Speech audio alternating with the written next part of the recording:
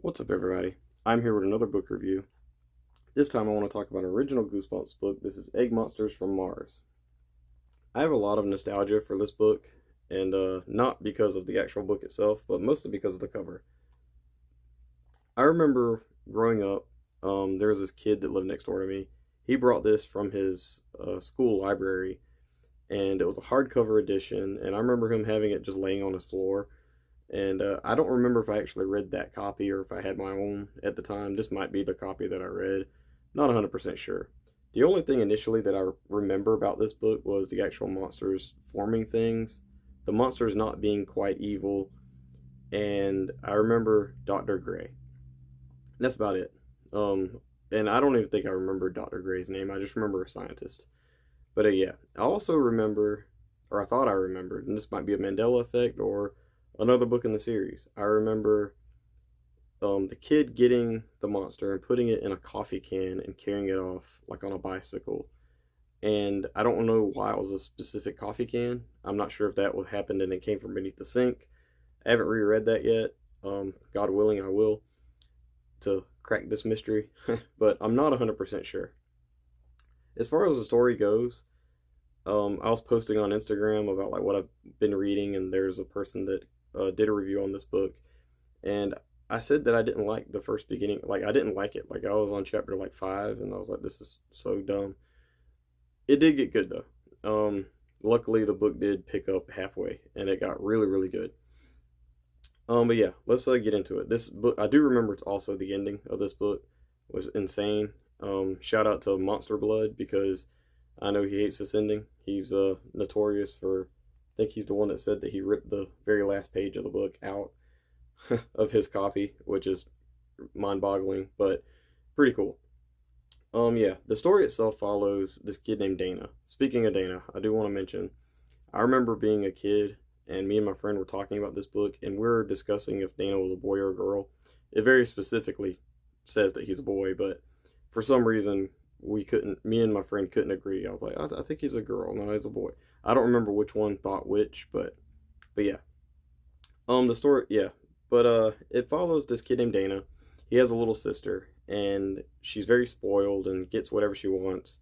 She wants to have an Easter egg hunt on her birthday, and the Easter egg, and her birthday is like a couple days before Easter or a little bit after Easter, something like that. They end up going Easter egg hunting, and they have this big yard, and she invites all of these kids from school and different things like that.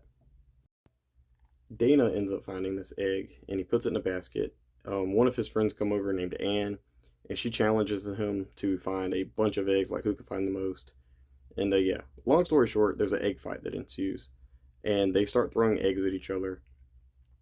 I think he ends up picking the egg up and he's gonna throw it, and he realizes it's a giant egg. It's green, has veins on it. It's like got a heartbeat, all this weird stuff. The egg fight happens. They get in trouble. Whatever. The kid goes inside. He sets the egg up on his dresser, and he's excited to see what it's gonna hatch into. And it eventually does hatch, and out comes this little yellow blobby mud monster looking thing. And speaking of which, doesn't that look like You Can't Scare Me's little babies or something? But yeah, it cracks open and out comes this little monster, and he thinks it's some kind of either deformed animal or just a weird. I think he says like a turtle, like a baby turtle. They hasn't had the shell yet.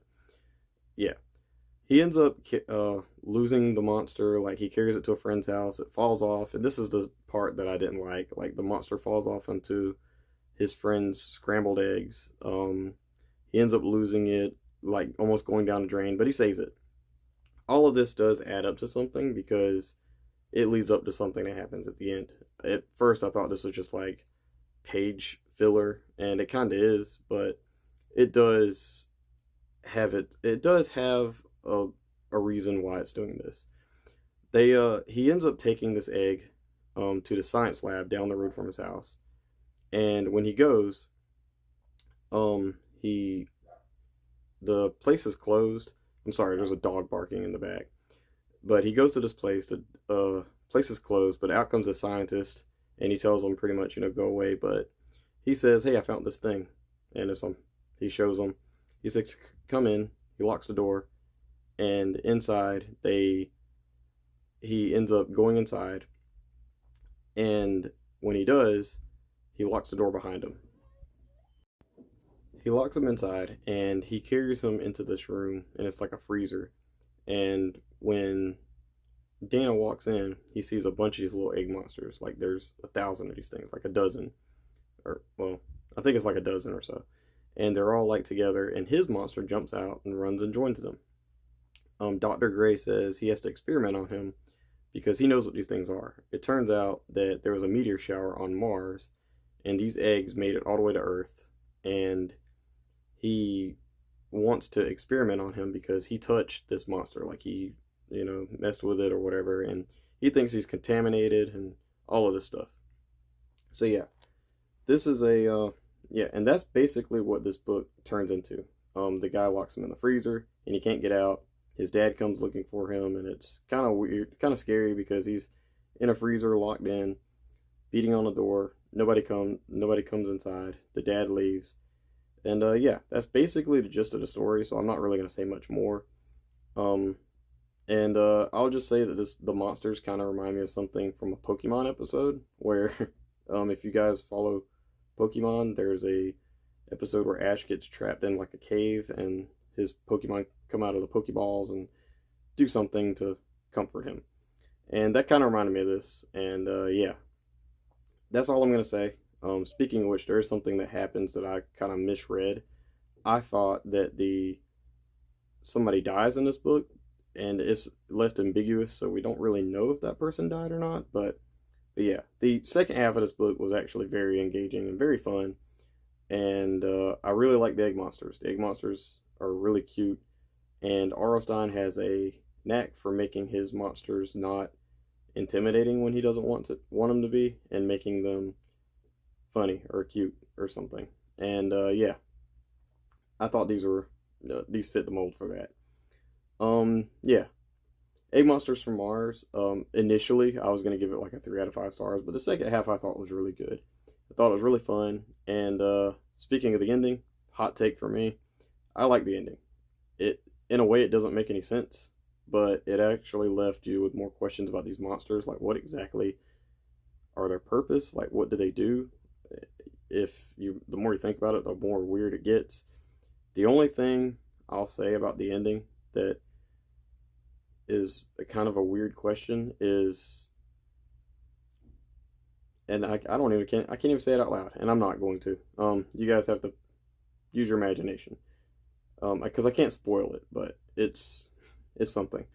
But yeah, I give Egg Monsters from Mars a 4 out of 5 stars. I thought it was above average, really fun in the last ending. The first part of it was just kind of rough, but it picked up in the end. Egg Monsters from Mars, I give a 4 out of 5 stars. Please let me know in the comments below, what did you think about Egg Monsters from Mars? Is it one of your favorite books in the series, least favorite? I know there's some diehard fans on this, and I know some people that really don't like it. But yeah, I thought it was okay. Or better than okay. Above average, like I said.